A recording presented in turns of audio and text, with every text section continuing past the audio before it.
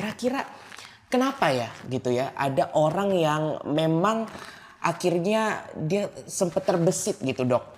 Aduh gue kayaknya udah capek nih. Bahwa ya memang kita akui teman-teman, tiap-tiap kita kan punya titik nadir ya dok ya. Maksudnya ada satu yang kayak memang ini kayaknya rendah banget nih, kayaknya udah tertekan banget. Mungkin gak ada jalan satu-satunya, dukungan dari teman atau dukungan dari keluarga juga nihil gitu. Kira-kira siapa lagi yang bisa ngerti pada ujungnya mungkin akhirnya orang tersebut mengambil tindakan bunuh diri atau mengakhiri hidup. Kira-kira dari Bu Dokter sendiri gimana?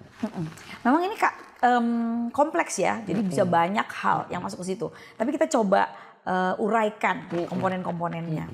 Yang pertama adalah secara alamiah manusia sih ingin berusaha hidup, ya. Semua organisme ingin berusaha hidup.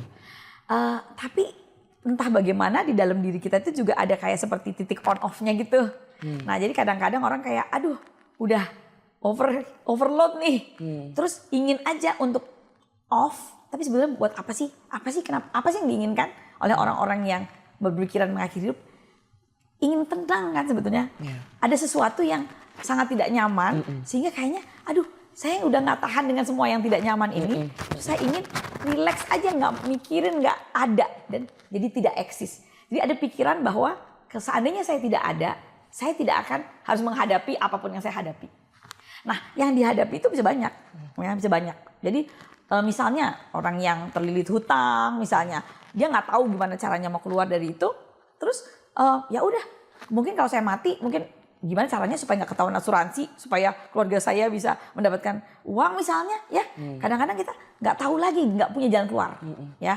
Bisa orang yang di PHK. Bisa orang yang putus cinta, rasanya kayak dunia udah runtuh deh. Dan di saat itu orang itu bisa kayak gelap ya, kayak buta, nggak kelihatan sama sekali cahaya.